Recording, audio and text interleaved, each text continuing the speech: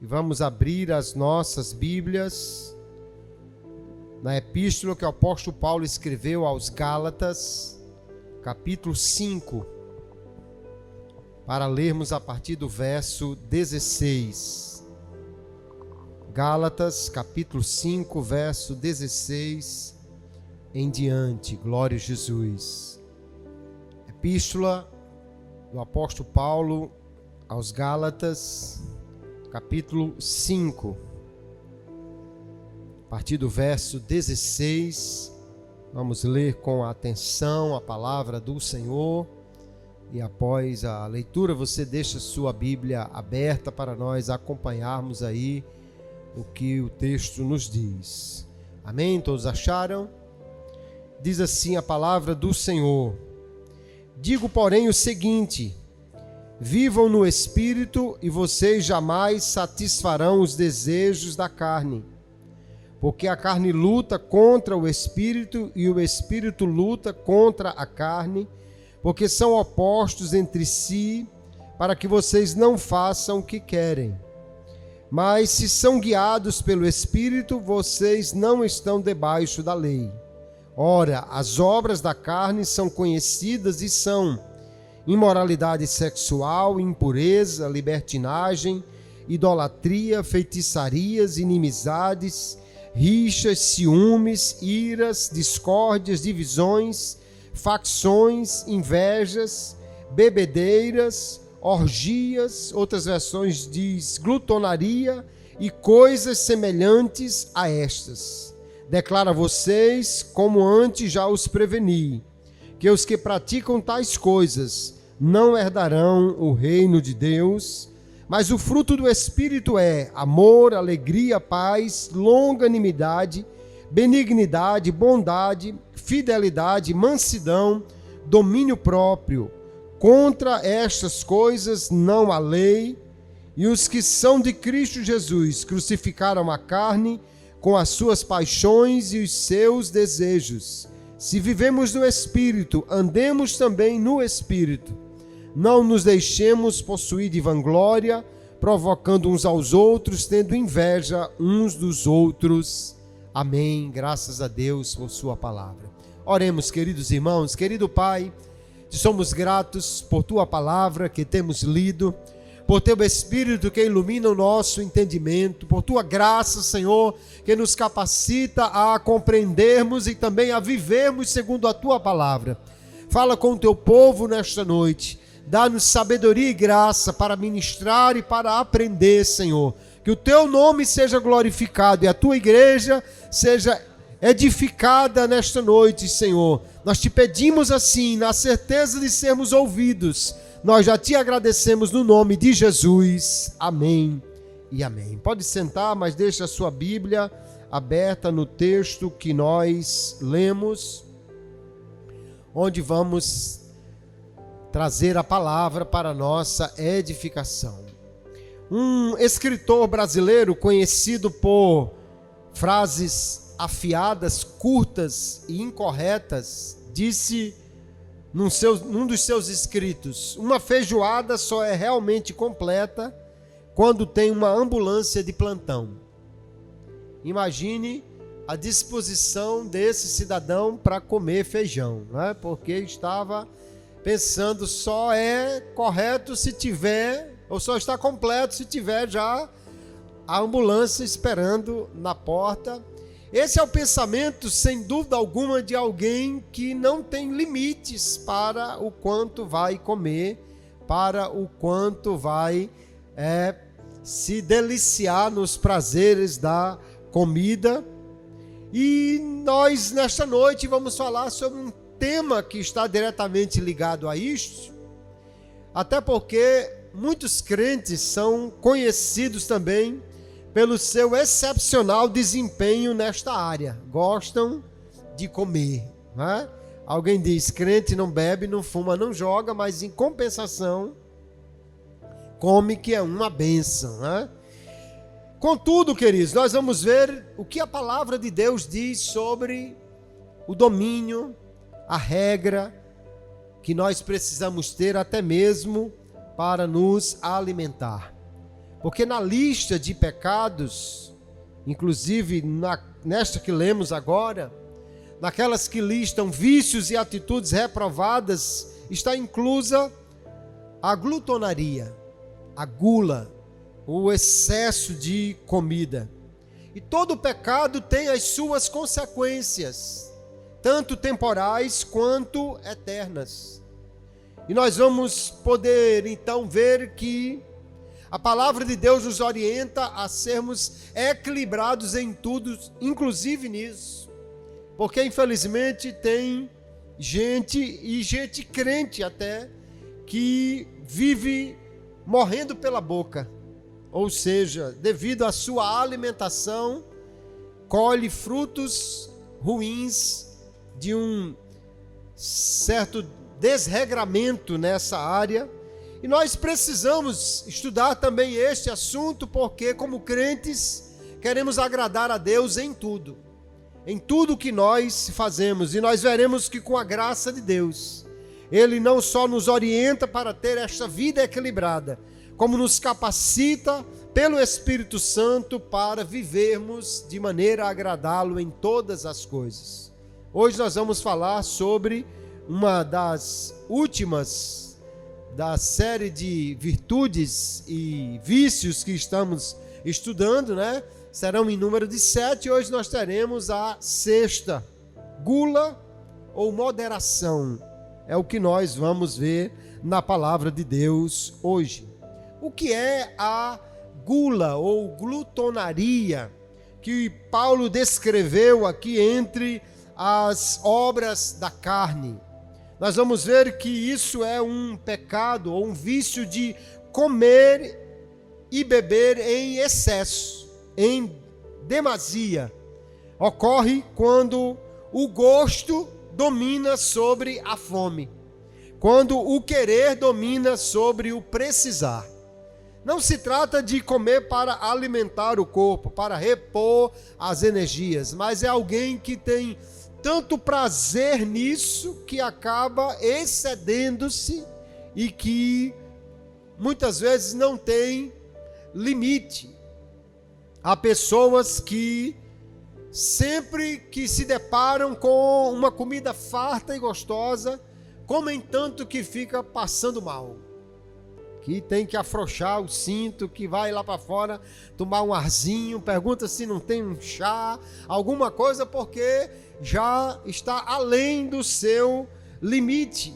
E nós vamos ver, queridos, que a gula é uma forma também de cobiça, ou seja, de querer mais do que se precisa. O paladar, a alimentação, isso é essencial para a nossa existência. Mas a gula resulta de um desequilíbrio disso. Não há um limite. E apesar de muitas pessoas ignorarem isto como sendo um pecado, um vício, nós temos que entender que a Bíblia relaciona diversas vezes isso em listas de coisas que não agradam a Deus e, portanto, precisamos ter cuidado nesta área. A palavra que o Novo Testamento usa para falar de glutonaria, de gula, que algumas versões até traduzem como orgias, porque essa palavra se refere a uma coisa que está fora do seu eixo, algo que está sem controle, a uma busca desenfreada pelo prazer, seja em relação à comida ou até a outras áreas da vida. E o apóstolo Paulo se refere a pessoas que estão vivendo dessa maneira como alguém que está na carne, em oposição a alguém que vive pelo Espírito. E ele diz que a carne luta contra o Espírito, o que nos deixa claro então que aqueles que estão cedendo ao apelo da carne, à exigência da carne, eles estão sem o domínio do Espírito sobre a sua vida, o que os leva então a não somente esta área desequilibrada na alimentação, mas há outras áreas onde a carne pode dominar sobre o espírito e levá-los então ao pecado. Nós vamos ver o apóstolo Paulo descrever pessoas em Filipenses capítulo 3 e verso 19, cujo Deus é o ventre, ou cujo Deus é a barriga, e cuja glória é para a confusão deles, porque só pensam nas coisas terrenas. Pessoas que só têm a alegria nas coisas desta terra e que são dominados por seu estômago de tal maneira que Paulo diz, o Deus deles é isso. Parece que a glória deles é atender então às reclamações ou exigências deste Deus. Porque o glutão, aquele que pratica a glutonaria, o guloso, aquele que vive na gula, é alguém que coloca o prazer de comer acima de muitas outras coisas. Se tiver comida, ele é capaz de ir na casa de quem ele nem gosta. Se tiver comida, ele aceita o convite até desmarcando outra coisa. Se alguém convidar e tiver comida e for farta e gostosa, ele é capaz de deixar outro compromisso para estar ali, porque para ele isso é uma coisa que o domina. E nós vemos então que em diversas listas de pecado, Paulo vai incluir este desequilíbrio alimentar. Por exemplo, em Romanos capítulo 13 e o verso 13, ele diz assim: andemos honestamente, como de dia, não em glutonarias, nem em bebedeiras, nem em desonestidade, nem em dissoluções, nem em contendas e inveja. Paulo relaciona aqui então glutonaria ao lado de outras áreas da vida onde alguém pode viver de maneira a agradar a si mesmo e não agradar a Deus, porque nós vemos que o desequilíbrio alimentar é caracterizado por alguém que não tem Deus controlando, dominando a sua vida. Podemos até relacionar a glutonaria com o egoísmo, porque tem gente que come tanto e nem se preocupa se alguém mais vai comer. Infelizmente, às vezes em algumas festas, tem gente que avança e faz um prato que desafia a lei da gravidade e que não está nem preocupado se aquilo vai sobrar para alguém, vai. Tanto é que em alguns restaurantes onde o cliente pode servir-se à vontade, eles cobram um valor pelo desperdício, porque tem gente que diz, o ditado, né, tem os olhos maior do que a barriga, põe mais do que aguenta comer, mas ele é insaciável nisso, e a gula então leva as pessoas a até mesmo essa vida egoísta. Jesus contou uma parábola em Lucas capítulo 16, muito conhecida, né? A parábola do rico e de Lázaro. Enquanto o rico, do lado de dentro dos seus muros, todo dia tinha banquete, todo dia tinha comida farta e abundante, do outro lado do seu muro, Lázaro desejava comer as sobras, e nem isso ele tinha. Um prato de comida certamente não faria falta algum àquele rico que pudesse mandar deixar todos os dias um prato farto para o mendigo Lázaro lá no lado de fora do seu portão, mas o texto fala dessa comida abundante de um lado e tanta faltura do outro lado, né? Tanta fartura de um lado e faltando tanto do outro. Na igreja em Corinto, também Paulo relaciona, no texto que lemos para a ceia, né, ou no mesmo contexto ali, que haviam pessoas que levavam muitas comidas para aquele ambiente, porque era comum, dizem os historiadores, que na igreja dos primórdios, no dia de ceia, havia também uma chamada festa do amor, festa ágape, onde havia uma espécie de uma confraternização dos irmãos. Porém, naquele dia, Paulo diz que na igreja em Corinto, uns levavam comida demais e comiam tanto que ficavam além da conta, enquanto outros tinham necessidades. E ele orienta então sobre este equilíbrio, inclusive para que haja a comunhão perfeita da igreja. A gula, queridos irmãos, na avaliação dos sábios em Provérbios, nós estudamos sobre a avaliação deles quanto à preguiça, mas quando eles falam da gula, também diz Provérbios, capítulo 23 e o verso 21, porque o beberrão e o comilão cairão em pobreza. Por quê? Porque às vezes alguém gasta tanto com o alimento em excesso, gasta tanto além da conta para a sua alimentação, que falta então para investir em outras áreas específicas. Por que que a gula é um pecado? A glutonaria está na lista de vícios, de algo que não deve ser praticado por aquele que quer viver para agradar a Deus e é dominado pelo Espírito. Porque a gula também faz mal ao corpo, que é templo do Espírito Santo. Quando Paulo escreve, primeira epístola aos Coríntios, no capítulo 6 e o verso 19, ele diz assim: ou não sabeis que o nosso corpo é templo do Espírito Santo, que habita em vós, proveniente de Deus, e que não sois de vós mesmos, porque fostes comprados por bom preço. Portanto, ele vai dizer: glorifiquem a Deus em vosso espírito e em vosso corpo, porque Deus nos comprou por inteiro, queridos. Tem alguém que diz por aí: não, Deus só quer o coração. Não, Deus nos comprou inteiro. Ele pagou o preço do meu corpo, da minha alma, do meu espírito. Eu pertenço a Ele por inteiro. Então preciso viver para honrá-lo, para agradá-lo em todas as coisas. Corpo é templo do Espírito Santo. Mas tem gente que está aumentando tanto esse templo do Espírito Santo que ele já está uma catedral imensa, né? E na realidade, se nós agimos contra o corpo, o próprio apóstolo nos diz que quem destruir o corpo de Deus, Deus o destruirá. O que mostra a responsabilidade que temos de cuidar do nosso corpo. Há algum tempo que alguns crentes têm despertado mais para esta área. O pastor Luciano Subirá tem falado bastante sobre o cuidado com o corpo, dizendo inclusive que isto é uma maneira como nós podemos viver melhor, para também viver mais e termos mais tempo para servir ao Senhor.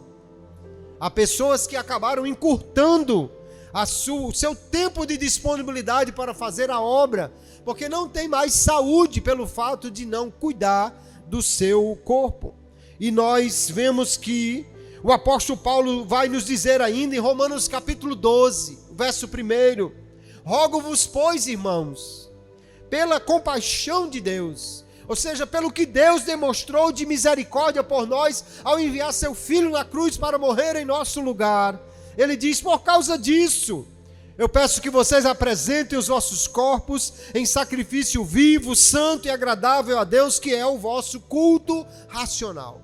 O culto da razão, Paulo diz, é apresentar o corpo em sacrifício a Deus. O que não inclui somente o corpo físico, ele está falando do homem por inteiro, mas também inclui o corpo físico, este que nós usamos, inclusive, para fazer a obra de Deus. E quando pensamos em gula, isso não tem a ver somente com o peso do guloso.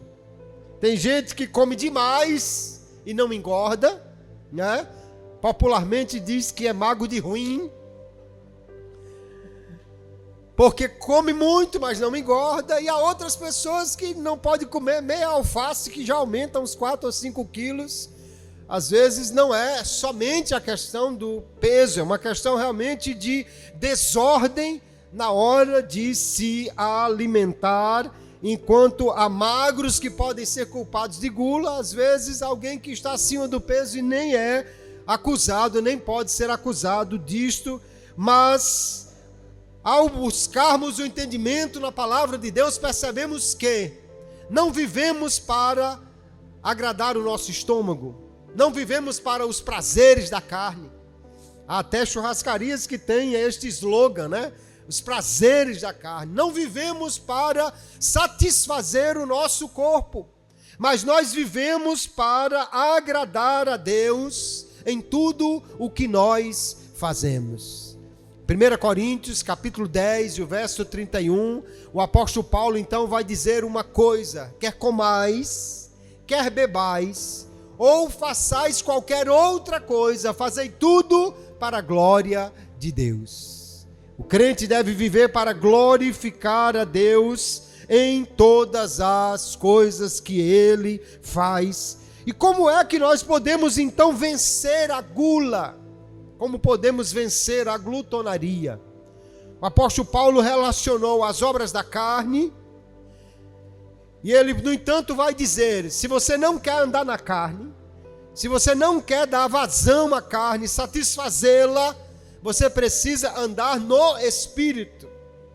E, portanto, andar no Espírito significa não andar falando em línguas o tempo todo, mas viver sob o domínio do Espírito, nos controlando em tudo o que nós fazemos. E quando Paulo relaciona o fruto do Espírito, que é exatamente a modificação no nosso caráter, na nossa vida, na nossa maneira de ser, que o Espírito Santo promove, ele relaciona por último então o domínio próprio, a moderação, a temperança, ou seja, a capacidade de autodisciplina, de controle sobre os apetites e desejos, que é proveniente da ação ou do controle do Espírito Santo sobre a nossa vida. Um pagão, um ímpio, um descrente pode dizer que não consegue dominar o seu corpo. Tem aquela história do menino que já está muito acima do peso e vai pela quarta ou quinta vez atacar o bolo que a avó tinha feito e está em cima da mesa. E ela diz: menino, se você comer mais uma fatia desse bolo, você vai explodir. E ele diz: vovó, passa o bolo e sai de perto. Porque ele está descontrolado realmente, né? Está mais para explodir do que para se controlar. A um ímpio, isso pode ser conveniente, mas não a um crente. Por quê? Porque se nós andamos no Espírito, Paulo diz, então vivamos também no Espírito. Não podemos dizer: o Espírito Santo domina sobre a minha vida, mas eu não posso ver uma fatia de bolo, uma tapioca, uma pamonha ou qualquer coisa. Ah, meu irmão, eu não aguento ver um negócio desse, não consigo comer só 2 ou 3 pães, tem que ser uns 5 ou 6 recheados com uns 7 ou 8 ovos dentro para poder abastecer aqui. Então, se nós temos esse desequilíbrio tão grande, nós precisamos entender que o Espírito Santo é capacitador para dominar os nossos apetites. Aquele que anda no Espírito, Paulo diz que ele não vai cumprir os desejos da carne. Quem anda no Espírito não pode ser dominado pelas exigências da carne.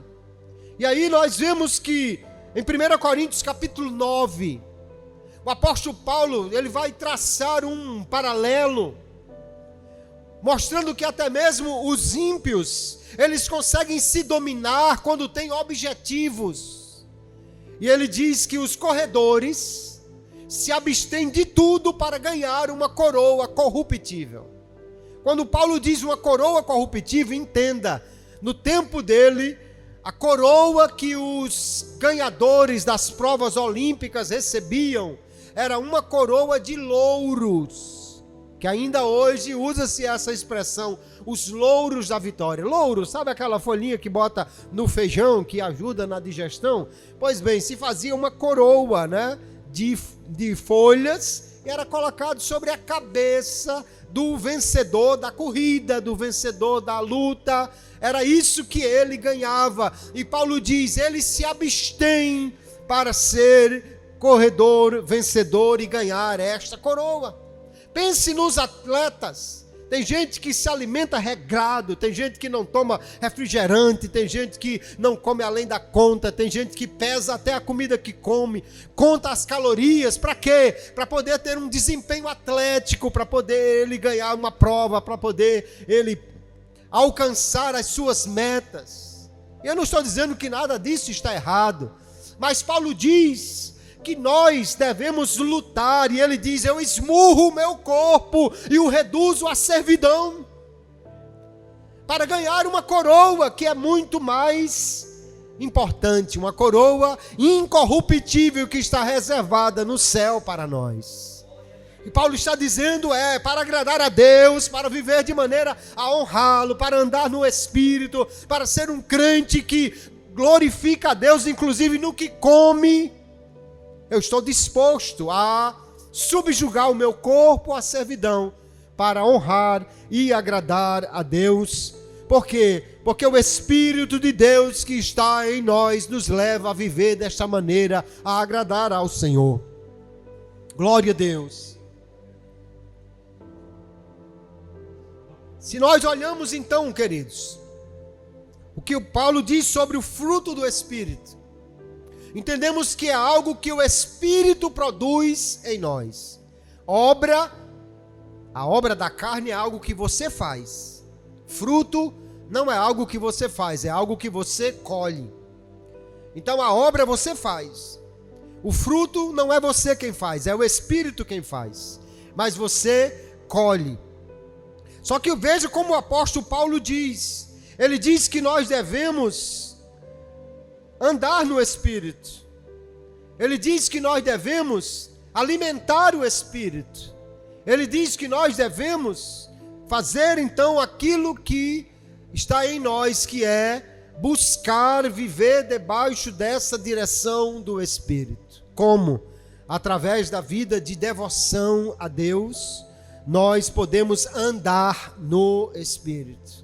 E é Ele então em nós. À medida que nós o buscamos, que nos entregamos a Ele, que pedimos que Ele nos conduza, nos guie, que nos deixamos realmente dirigir por Ele. Porque quando Paulo diz adiante, enchei-vos do Espírito, ou lá em Efésios 5:18, ele diz, não vos embriagueis com vinho. Veja que ele está falando sobre a falta de controle nessa área também, de alimento ou de bebida. Ele diz, não vos embriagueis com vinho, mas enchei-vos do Espírito.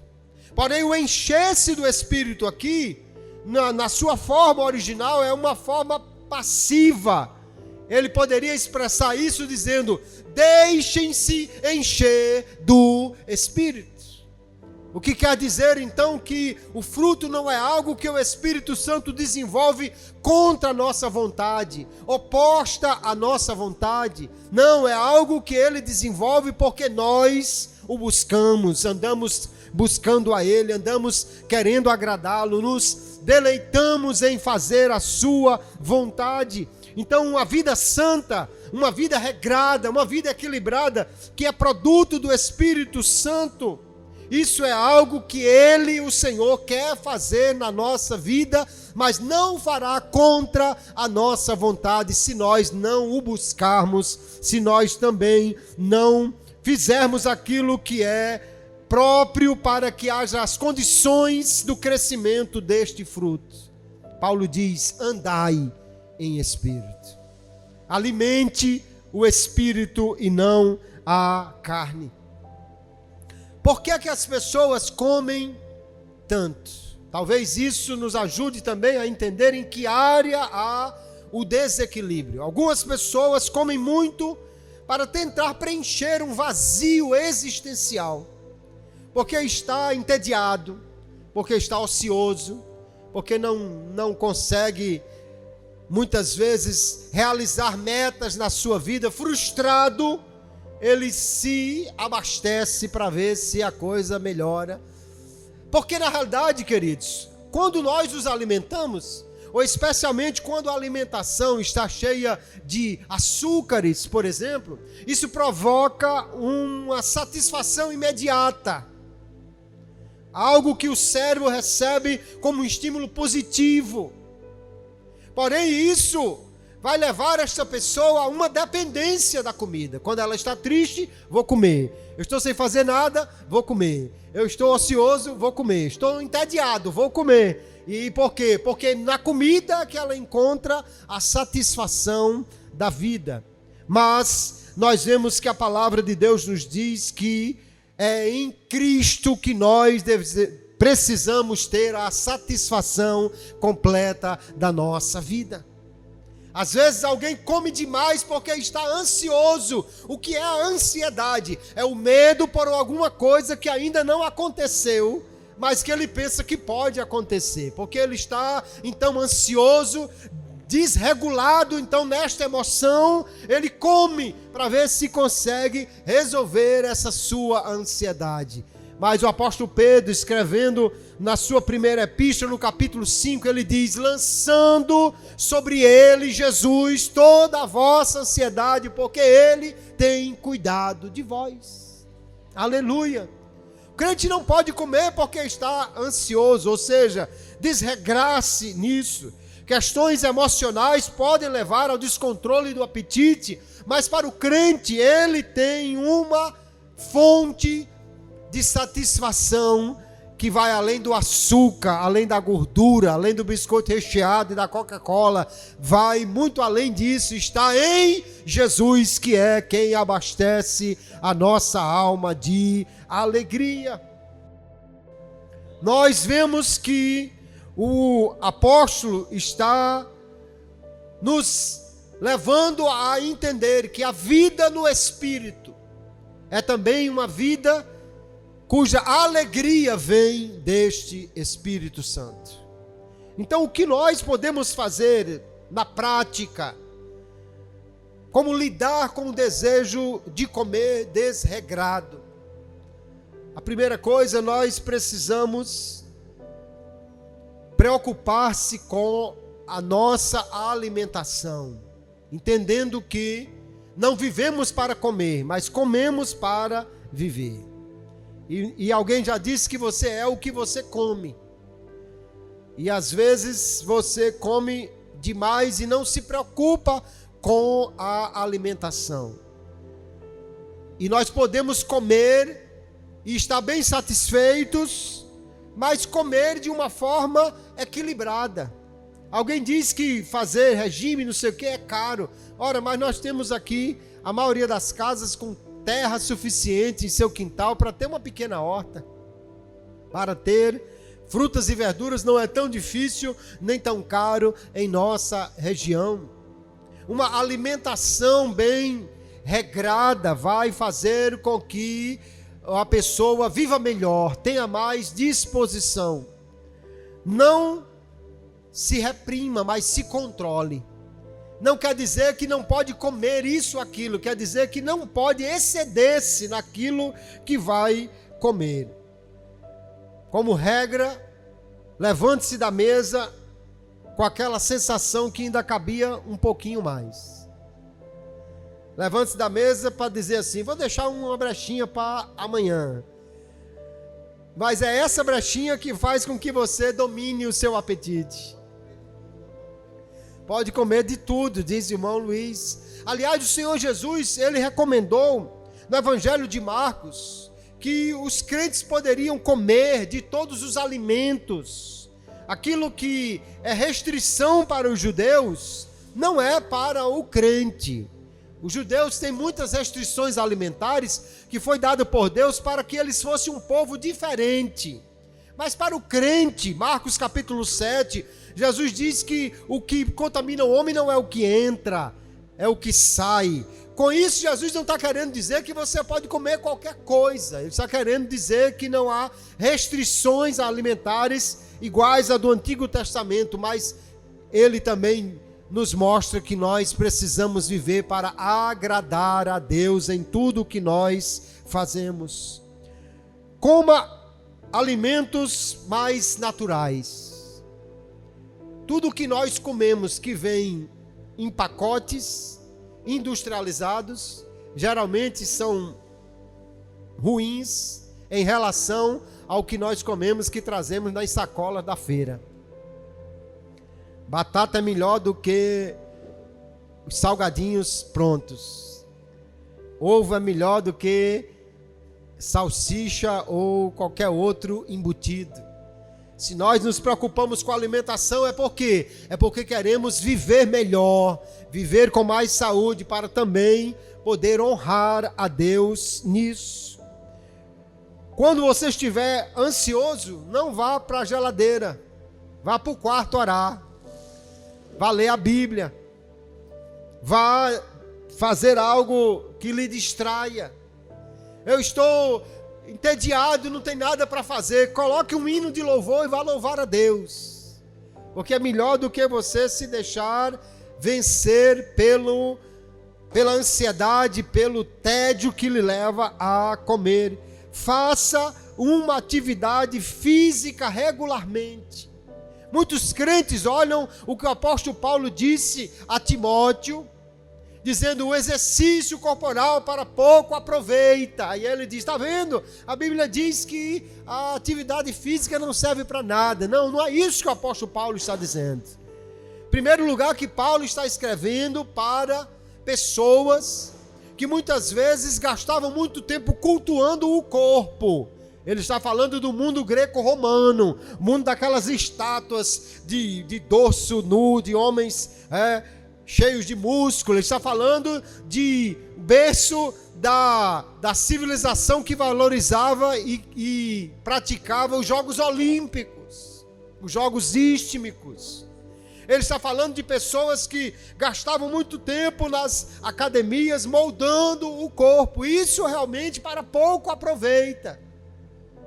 Mas fazer uma atividade para ter saúde, e não apenas pensando no que é estético, é algo que nós precisamos fazer, queridos. Quando Paulo diz o exercício para pouco aproveita, ele não está querendo dizer que nós devemos ser sedentários, porque o sedentarismo é um grande mal. Porque na época de Paulo, quando ele queria fogo, tinha que ir lá fora, rachar lenha, levar para lá para o fogão. Quando queria água, tinha que às vezes ir com a lata d'água buscar lá no cacimbão. Quer dizer, no tempo de Paulo nem lata tinha, eram os jarros de barro ou de metal que ia buscar, os cântaros que usavam para trazer água. Então ele está falando de alguém que tinha muita atividade. Hoje nós criamos um ambiente onde privilegiamos tanto o conforto que pouco ou nenhuma atividade nós fazemos. Quer fogo? Aperta só um botãozinho no fogão e já acendeu. Quer uma água gelada? É só encostar o copo no bebedouro que ele já enche de água gelada. E essas facilidades, né? Você antigamente, para subir o vidro do carro, fazia uma pequena atividade física. Hoje segura só um botãozinho e ele já sobe. Tem uns que nem botãozinho segura, quando fecha o carro ele já fecha os vidros sozinhos. Nós criamos comodidades, mas ao mesmo tempo desprezamos a atividade que é essencial para nós vivermos em uma vida saudável.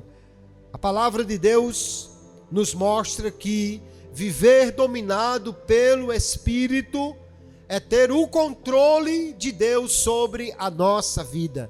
Isso inclui o que eu falo, o que eu faço, com quem eu ando, mas inclui também aquilo que eu faço quando sento à mesa para comer. Se nós queremos viver mais e melhor, nós precisamos cuidar do nosso corpo para que possamos ter uma vida longa e que possamos assim agradar a Deus ou trabalhar mais para Ele em tudo o que nós fazemos. Não é possível uma pessoa dominada pelo Espírito ser conhecida por sua falta de moderação. Tem crentes que você tem dificuldade para convidar para almoçar na sua casa. Tem crentes que só a graça de Deus, porque são conhecidos por pessoas desreguladas. Mas nós somos dominados pelo Espírito que nos dá temperança, moderação, domínio próprio. Pastor, eu já tentei fazer dieta disso, fazer dieta daquilo. Irmãos, a grande questão não é fazer dieta, ou seja, passar fome, mas é procurar ter hábitos alimentares bons e, principalmente, não se deixar dominar pelos apetites do corpo. Uma das formas ou das disciplinas espirituais que nós temos para dominar os apetites é o jejum. Aliás, há muita gente hoje entendida que diz que o jejum intermitente, ou seja, o jejum por algumas horas, todos os dias até, é muito bom para o nosso organismo. E, no entanto, essa é uma disciplina que muitos crentes desprezam. Qual foi a última vez que você fez um jejum? E aqui não estou pensando somente para fins estéticos, mas um jejum para aprimorar o nosso espírito. Porém, queridos, quando nós dominamos o apetite da alimentação através do jejum, nós nos tornamos mais fortes para dominar os apetites da carne em todas as outras áreas. Pastor que falava sobre o jejum, ele disse, eu vou jejuar, e se amanhã meu corpo reclamar, eu vou jejuar mais, só para ele calar a boca. Se meu corpo reclamar, eu vou jejuar mais ainda, para ele saber quem é que manda aqui, quem é que está no controle.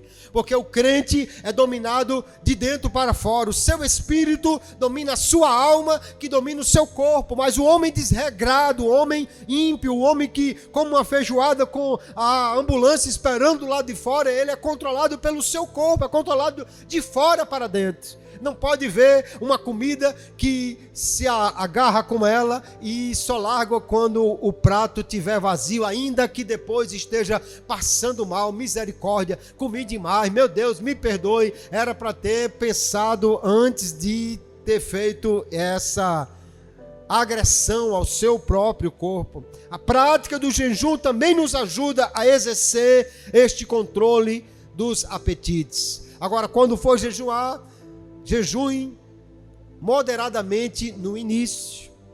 Não adianta simplesmente passar o dia de fome e encerrar também a noite com um banquete, né?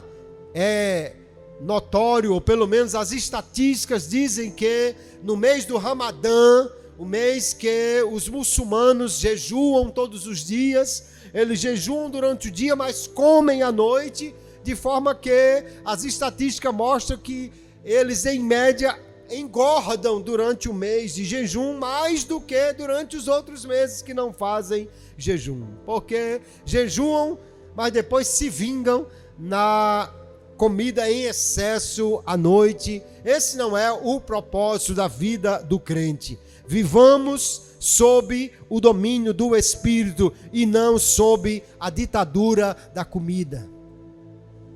Tem gente que acorda pensando em comer, enquanto não come, não se satisfaz. Tem gente que não consegue dormir se não comer, não encher a barriga, mas faz isso só para ficar com insônia, sem conseguir dormir direito, porque está cheio demais. Ele é dominado pelo seu estômago, embora não reconheça.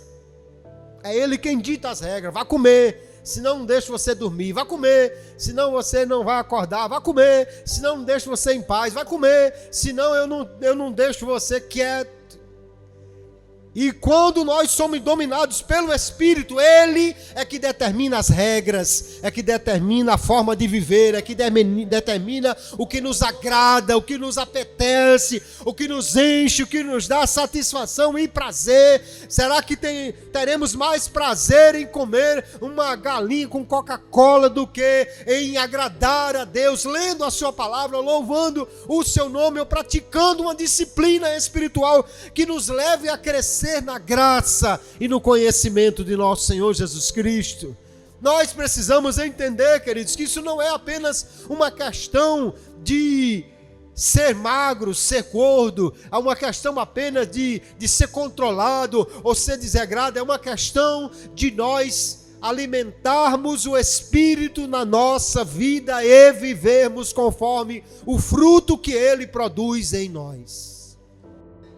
Que alguém possa olhar para mim e para você E não dizer simplesmente que é magro ou que é gordo, mas olhar e dizer assim: eu admiro porque é uma pessoa equilibrada, é uma pessoa moderada, é alguém que não se deixa levar pelos excessos, é alguém que a gente oferece e ele diz não, é alguém que a gente insiste e ele diz não, muito obrigado. Por quê? Porque ele está procurando viver uma vida que honra a Deus em todos os aspectos, inclusive naquilo que nós comemos, naquilo que nós bebemos. Andai em espírito, Paulo diz, e não cumprireis os desejos da carne. Que possamos hoje, então, ter a coragem de orar: Senhor, domina a minha vida, domina o meu estômago, domina aquilo que eu estou fazendo. E o sábio diz assim: se você é glutão, ponha uma faca na boca. Controle-se, para que nós possamos então viver de maneira a honrar ao Senhor em tudo o que nós fazemos. E se você pesquisar um pouquinho, e como é fácil isso hoje em dia, né? Temos tanto acesso à informação, nós certamente descobriremos receitas simples e maneiras fáceis de nos alimentarmos melhor e podemos ter uma vida saudável para honrar a Deus. Enquanto você caminha, você pode orar, você pode escutar a Bíblia Sagrada. Enquanto você caminha, você pode estar louvando a Deus, orando pela cidade, por onde você está caminhando. Isso não impede de você ter uma atividade física diária. Alguém diz: eu não tenho tempo, mas em poucos minutos você pode fazer uma atividade que renderá frutos para todo o dia. E que assim Deus nos ajude, queridos, que nós possamos viver sob o domínio do Espírito Santo em tudo o que nós fazemos. Quando você senta à mesa, ainda é o Espírito que está controlando. Quando você pega os talheres, ainda é Ele que determina como você deve viver. Quando você abre a geladeira, ainda é Ele que diz a maneira como você deve viver para agradar a Ele. Se for, então certamente Ele nos dará temperança, moderação, e viveremos para honrar e agradar a Deus. Quer comais, quer bebais, ou façais qualquer outra coisa, fazei tudo para a glória de Deus. Que essa seja então a nossa decisão: honrar a Deus, inclusive com o nosso prato, inclusive com a vida que levamos à mesa, e que esta palavra esteja guardada no nosso coração, queridos. Só faltamos mais uma das nossas 7 disciplinas, não é?